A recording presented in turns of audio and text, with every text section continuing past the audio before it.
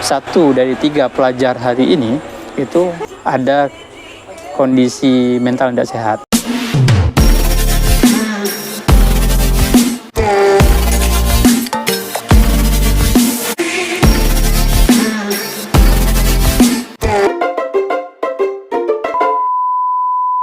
Assalamualaikum teman-teman, perkenalkan aku Zahrul Fuadi. Malam ini kita ada sedikit bincang-bincang nih, diskusi ngobrol ringan mengenai pendidikan ya, bersama Ustadz Nasrul Umam.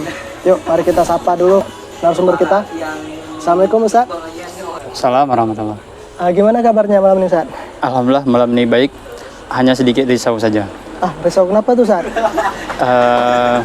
Risau dengan banyaknya hari ini dengan fenomena-fenomena sosial yang muncul, tapi kurikulum pendidikan kita tidak ada berubahnya, dan itu akan melahirkan fenomena sosial itu semakin tinggi, dan fenomena sosial baru itu akan semakin muncul, yang sudah ada akan semakin banyak, semakin tinggi nilainya, statistiknya. Oke Ustadz, ngomong-ngomong soal pendidikan ya Ustadz, tadi Ustadz risau bahwa fenomena sosial kita itu nggak sejalan dengan tujuan pendidikan kita. Akhirnya banyak terjadi ketimpangan sosial, terjadi banyak fenomena-fenomena sosial yang negatif gitu, Ustaz. Ya. Nah, menurut saya sendiri arti pendidikan itu apa sih? Oke. Kalau bicara pendidikan ini, apalagi kalau misalkan kita bicara masalah arti pendidikan, itu sebenarnya dalam ya. Kalau kita kaji ke semua aspek. Tapi kalau sederhananya, kita balik dulu, kalau kita bicara masalah pendidikan Indonesia, kita balik ke bahasa Indonesianya sendiri. Oke.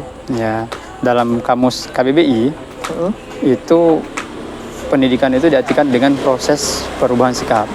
Oke. Artinya, pendidikan itu yang diperhatikan oleh pendidikan itu perubahan sikapnya, bukan pada hal yang lain.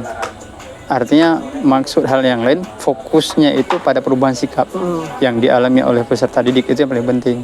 Nah sekarang kan tidak ada fokus pada perubahan sikap itu. Bisa dilihat kan fenomena hari ini. Misalkan guru-guru hari ini dengan konsep pendidikan yang ada hari ini justru membuat guru itu sibuk dengan administrasi, ya bukan dengan perubahan-perubahan sikap peserta didik ada lapangan. Bagaimana kelakuan mereka, bagaimana dengan tingkah laku mereka di lapangan, di kampung, di rumahnya, itu kan nggak ada urusan oleh guru. Guru cuma masuk ke dalam ruangan, memberikan materi, ketika ujian berikan ujian, selesai memberikan nilai, udah.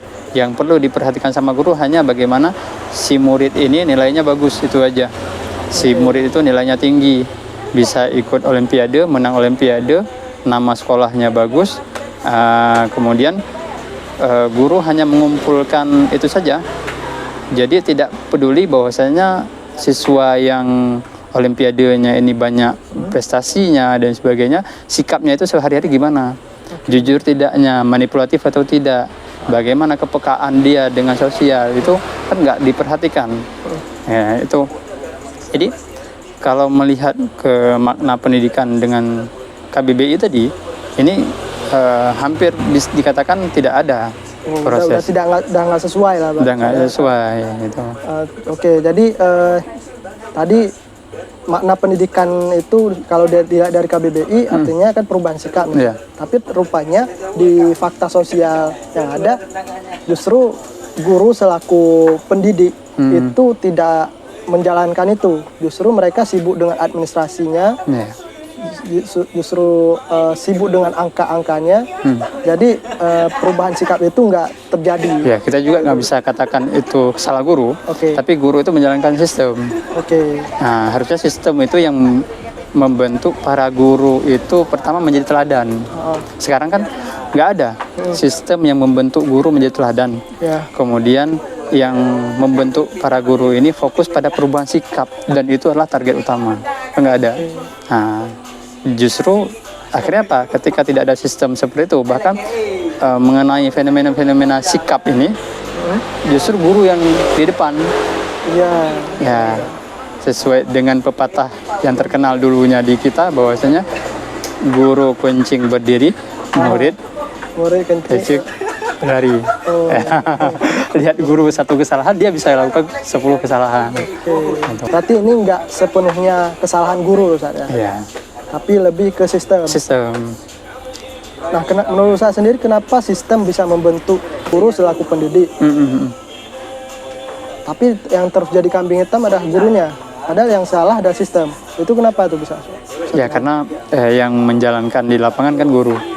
Ya, yang berinteraksi langsung di lapangan kan guru. Ya. Nah seperti itu. Sama di kondisi misalkan dulu kita di Aceh, orang kan marahnya ke Jawa, Oh iya. marahnya ke Batak. Karena tentara-tentara yang diturunkan ke Aceh itu dari bahasanya Oh, dari. bahasa. Jadi orang benci ke situ. Bukan siapa yang nyuruh. Oke. Nah, seperti itu. I see. Berarti apa yang nampak nih Ustaz ya? Yang nampak. Apa yang nampak. Jadi ya hal-hal yang abstrak seperti sistem itu mereka nggak Ya, nggak sadar. nggak sadar, dan yang selalu jadi kambing hitam adalah guru gitu Ustaz ya. Guru. Terus ini menurut Ustaz sendiri nih Ustaz. Ya. Saya Apa minum yang dulu seharus? ya. Oke.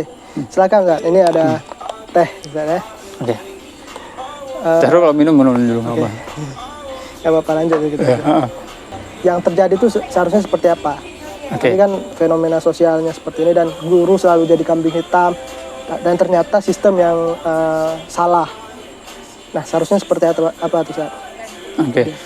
Kalau kita bicara pendidikan, apalagi pendidikan di Indonesia kan, itu kalau misalkan harus merubah semuanya itu mungkin bagi sebagian orang terlalu berat. Setidaknya kita coba sedikit refleksi mengenai tujuan pendidikan nasional Indonesia itu sendiri dulu. Ya, karena kalau tujuan pendidikan di Indonesia itu pernah berubah ya di masa Soeharto sekali, kemudian di tahun 2003 sekali tujuan pendidikan nasional, tapi tidak ada jauh perbedaan. Pada intinya tujuan pendidikan Indonesia adalah untuk mencerdaskan kehidupan bangsa. Nah, mencerdaskan kehidupan bangsa ini lewat apa? Ternyata itu adalah melalui membentuk manusia yang utuh. Ya, manusia yang utuh itu seperti apa? Nah, itu tercantum dalam tujuan pendidikan nasional di 2003 itu untuk melahirkan manusia yang beriman, bertakwa, berakhlakul karimah. Kemudian lanjutannya itu ada mereka itu berilmu, kemudian sehat, ya. Kemudian ada di sana nanti tanggung jawab. Kemudian ada juga nasionalismenya terhadap negara. Oke. Ya, artinya nilai yang paling penting itulah beriman. Oke. Mencerdaskan kehidupan bangsa itu berarti bangsa tersebut harus beriman, dan ini mesti melalui sistem pendidikan. Nggak bisa terbentuk tanpa sistem pendidikan untuk beriman itu. Oke, coba saya rangkum dulu Ustaz. Berarti yang seharusnya terjadi adalah sistem pendidikan kita tuh kembali ke tujuan. Betul Ustaz? Nah, dan tujuan nasional kita itu membentuk yang Ustaz sebutkan tadi.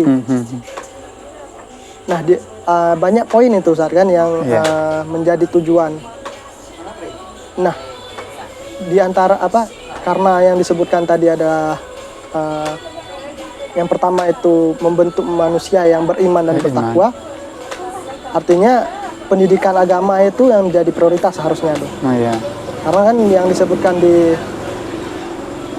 tujuan pendidikan nasional yang pertama justru manusia yang bertakwa, beriman dan bertakwa. Tapi kenapa hari ini Ustaz terjadi pemisahan nih antara pendidikan agama dengan pendidikan umum? Oke, ini sebelum kita berarti masuk ke tujuan, berarti kita bicara dulu sejarah ya. Kalau kita bicara sejarah, itu sebenarnya pendidikan di Nusantara sebelum terbentuknya Indonesia itu tidak terpisah antara pendidikan agama sama pendidikan umum. Jadi orang ketika belajar agama itu di tempat mereka belajar agama itu satu. Ilmu mengenai bumi, ilmu tentang matematik, ilmu dan sebagainya itu satu kesatuan dengan pendidikan agama, itu tidak terpisah. Nah, kemudian Belanda datang. Belanda itu menginginkan agama sama negara ini terpisah, pendidikan agama dan pendidikan umum ini terpisah sebagaimana di negara-negara mereka. Gitu. Akhirnya apa? Ya udah,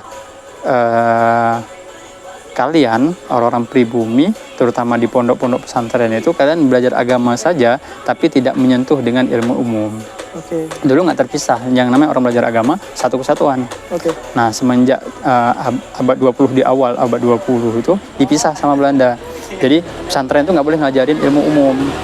Dan ilmu umum itu hanya diajarkan di sekolahnya Belanda. Belanda tidak mengajarkan agama.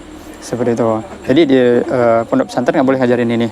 Nah, setelah itulah munculnya gerakan Muhammadiyah membentuk pendidikan, yang mana pendidikan mereka itu pendidikan umum, tapi dari situ diselip pendidikan agamanya. Oke. Oke, berarti kita kembali ke sejarah berarti Ustaz ya. Ya. Kembali ke sejarah bahwa rupanya pendidikan di Nusantara itu nggak ada dikotomi antara pendidikan umum sama pendidikan agama. Lalu kemudian datang Belanda, dikotomikan antara pendidikan umum dan pendidikan agama. Baru kemudian muncul gerakan-gerakan seperti gerakan Muhammadiyah yang tadi saya sebutkan, itu mencoba menggabungkan kembali. Ya, jadi Muhammadiyah membuat pendidikan umum, tapi di dalam pendidikan umum itu diselipkan pendidikan agamanya. Kemudian diketatkan lagi sama Belanda, diperketat lagi pengawasannya, harus ada izin dan sebagainya. Akhirnya muncullah Gontor. Gontor pendidikannya pesantren, pendidikan umumnya diselipkan. Seperti itu. Jadi saat itu orang-orang pribumi awalnya kekeh dengan pendidikan pondok pesantren. Ya. Terus mereka melihat ternyata orang-orang yang sekolah di pendidikan umum yang punyanya Belanda, setelah mereka selesai sekolah langsung dapat kerja. Nah, di sini mulai goyang nih. Nah, banyak orang-orang pribumi terutama yang punya orang tuanya punya duit ini, menyekolahkannya di sekolah Belanda supaya setelah itu dapat kerja. Maka sebenarnya pendidikan supaya dapat kerja itu pola yang diberikan sama Belanda dibentuk sama Belanda. Jadi ke pendidikan itu bukan untuk supaya cerdas, tapi untuk dapat pekerjaan setelahnya. Oke, berarti skema awal pendidikan di Nusantara itu adalah pendidikan itu proses panjang. Tapi kemudian datang Belanda yang mencoba seolah-olah itu proses instan, yang tujuan akhirnya itu adalah mendapat kerja. Jadi pendidikan kita hari ini dengan orientasi, maksudnya banyak orang-orang yang berpendidikan itu orientasinya bekerja karena Belanda yang bawa. Ya, itu sebenarnya tanpa kita sadari ya, terbentuk, terwarisi apa yang sebenarnya sudah dibentuk sama Belanda saat itu. Ya, supaya ada pekerja sesuai dengan arahan mereka. Dan itu juga Belanda melakukan itu karena tuntutan revolusi industri. Ya, karena kan Belanda datang ke Indonesia, dia membangun industri-industrinya, dia membangun pemerintahannya. Nah, kan butuh orang untuk menjalankan di pemerintahan, di industri-industri. Nggak mungkin ngangkut semua dari Belanda. Butuh orang pribumi. Terus mesin pencetaknya apa? Pendidikan. Nah, jadi pendidikan itu alat untuk mencetak pekerja, untuk bekerja di instansi mereka, untuk bekerja di pabrik-pabriknya. Sebagai tim administrasi, bukan tim ahli dan sebagainya, bukan. Jadi misorientasi daripada dunia pendidikan kita di Indonesia itu sudah terjadi di masa Belanda. Yang membuat pendidikan kita jadi hanya mesin pencetak, bukan hanya tadi yang Ustaz sebutkan menjadikan orang bertakwa, beriman dan bertakwa. Artinya memang udah ada misorientasi dari awal. Nah, lalu kenapa misorientasi ini masih ada sampai sekarang? Padahal kan udah dibuat undang-undangnya, undang-undangnya dan tujuannya yang jelas gitu, yaitu membentuk orang yang beriman dan bertakwa, berakhlakul karimah. Pastinya wallahualam kenapa bisa seperti itu. Apakah mungkin karena secara sosial masyarakat Indonesia ketika melihat dulunya bencinya sama Belanda. Ya, sekarang Belanda udah pulang. Artinya yang menjalankan semuanya orang-orang pribumi lagi. Ya, jadi terlihat ada lagi musuh nih. Walaupun sebenarnya yang dijalankanlah sistem musuh. Itu yang nggak disadari. Polarisasi pendidikan itu masih polarisasi pendidikan melahirkan para pekerja seperti yang ada di zaman Belanda. Nah, jadi targetnya untuk jadi melahirkan pekerja saja. Jadi nggak tahu nih, nggak mau tahu nih, apakah nanti si peserta didik ini mau beriman, nggak mau bertakwa, nggak mau berakhlakul karimah, nggak itu. Padahal secara tujuan pendidikan nasional udah bagus. Berarti walaupun ini udah disebutkan dalam undang-undang dan tertulis gitu. Tapi ternyata pola pendidikan itu masih terbawa dengan pola Belanda dulu. Iya, harusnya kita sadar dulu gini ya. Dulu ternyata kita dibentuk seperti ini sama Belanda. Sekarang kok masih ya? Kita sadar dulu nih. Harusnya kita sadar, apalagi secara tujuan pendidikan nasional itu udah sadar sebenarnya. Mungkin orang yang membentuk itu orang yang cerdas juga, orang yang benar sadar dengan kondisi. Cuma mungkin pelanjutnya ini yang udah mulai misorientasi, udah mulai kehilangan, nggak sadar atau nggak paham mungkin dengan yang dimaksud dengan tujuan, nggak paham. Jadi orang yang bentuk ini sendiri, yang menjalankan sendiri, yang menjalankan cuma mengikuti pola-pola aja ini terus menerus gitu. Itu saya teringat nih Bang Ustadz, kenapa bisa terjadi miskonsepsi itu? Game ini tahu Ustadz, game komunikasi itu Ustadz, yang berjajar orang dari komunikata. Komunikata. Nah, itu kan ketika disampaikan ke satu orang pertama, lalu sampai ke orang terakhir, pasti berbeda. Artinya hal itu juga terjadi dong di dalam hal ini, dalam konteks ini gitu. Ya, bisa saja. Nah, maka sekarang oleh masyarakat hari ini, terutama yang anak-anak muda hari ini itu perlu sadar. Yang ini yang perlu terlebih dahulu kesadaran bahwasanya kita itu harus terdidik seperti apa. Nah, kita harus sadar dulu nih, ke sekolah itu kita untuk mendapatkan pendidikan atau untuk bisa bekerja nantinya. Nah, itu yang perlu disadari. Berarti udah dapat nih Ustadz, apa yang menjadi inti masalahnya itu, yaitu pola Belanda masih berlanjut sampai hari ini itu karena terjadi miskonsepsi. Dan miskonsepsi itu perlu kita sadari dulu. Nah, kalau misalkan kesadaran harus mulai dari mana? Coba sederhananya kita coba mulai sadar lewat tujuan pendidikan. Berarti kita kembalikan dulu pendidikan kita ini kepada tujuannya. Ya, tujuan pendidikan nasional. Nah, secara pendidikan nasional kan jelas. Pertama, melahirkan manusia yang beriman. Artinya kalau misalkan melahirkan manusia beriman, karena melahirkan manusia beriman ini kepanjangan dari sebelumnya kalau dilihat dari tujuan pendidikan nasional itu mencerdaskan kehidupan bangsa. Nah, berarti mencerdaskan kehidupan bangsa ini tahap pertama adalah melahirkan manusia yang beriman dulu. Nah, berarti sekarang kurikulumnya ini harus sadar apa kurikulum untuk melahirkan orang-orang beriman. Setelah kita tahu bahwa kita perlu sadar bahwa ternyata sistem kita ini masih terpola oleh pendidikan Belanda, yang dibawa oleh Belanda. Lalu kita perlu kembalikan lagi tujuan pendidikan kita ke tujuan pendidikan nasional. Yang pertama itu adalah yang disebutkan ada melahirkan manusia, orang-orang yang beriman dan bertakwa dan berakhlakul karimah. Dan itu kan konsep daripada pendidikan agama. Berarti untuk tujuan tersebut bisa tercapai, kita balikkan ke tujuan dan kita perlu bentuk lagi kurikulum yang sesuai dengan tujuan. Ya, berarti yang pertama kan harus sadar dulu, berarti kurikulumnya apa nih untuk supaya melahirkan orang beriman. Orang yang ketika misalkan kalau bagi yang muslim misalkan, ketika dia mendengar panggilan Allah Subhanahu wa taala itu langsung panggilan azan langsung tergerak ke masjid. Ya. Kemudian secara berpikirnya, cara merasakannya, cara melihat sesuatu itu bukan melihatnya sebatas materi, bukan secara fisikalnya. Ya, karena falsafah kehidupan kita berbeda dengan falsafah kehidupan di Eropa misalkan ataupun di mana yang lain. Artinya kita harus ada falsafah kehidupan sendiri. Nah, jadi kurikulum untuk melahirkan orang beriman apa dulu?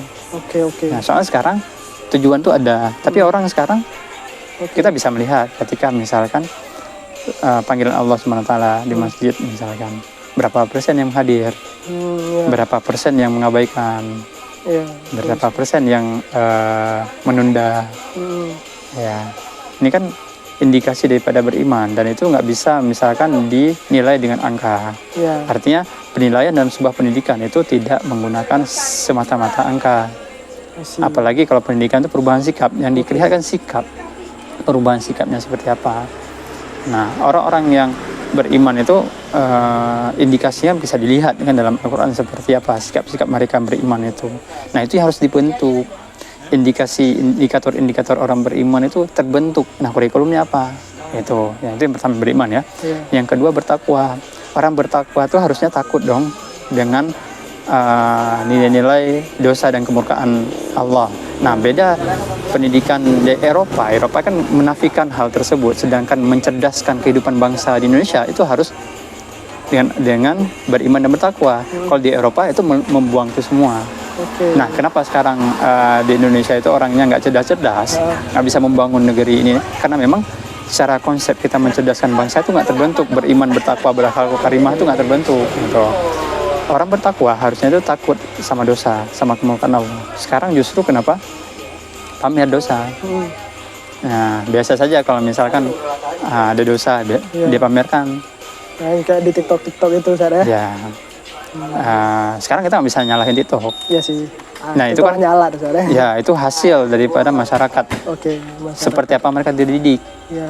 Kalau mereka dididik tidak dengan takut pada Tuhannya, ya seperti ini. Tapi kalau misalkan mereka itu ada kesadaran, nah ketakutan itu beda ya. Orang takut misalkan, berarti kita harus takut sama neraka dan sebagainya. Nah, ketakutan dalam pendidikan agama ini itu pendidikan mendekat, bukan pendidikan yang menjauh, ketakutan yang menjauh. Itulah beda al-khawfu sama al-khasyah. Jadi ketakutan itu semakin justru dekat sama Tuhan. Kita takut sama Tuhan, tapi semakin dekat, bukan semakin jauh. Nah, itu yang perlu kadang-kadang diluruskan juga ya. Nah. Wah, itu nampaknya udah cukup mendalam Ustaz. Mungkin itu di pertemuan selanjutnya kita bahas. Jadi kita ambil kesimpulan aja Ustaz nih. Kita udah tahu nih kondisi pendidikan kita rupanya tidak lagi sesuai dengan tujuan. Dan masih terpola dengan pola pendidikan Belanda. Nah, gimana caranya memperbaiki itu? Itu kembali lagi ke tujuan. Nah, dan itu perlu pendalaman lagi seperti yang Ustaz sampaikan tadi Ustaz kan. Ternyata sistem pendidikan kita masih ada ketimpangan. Dan itu perlu diperbaiki.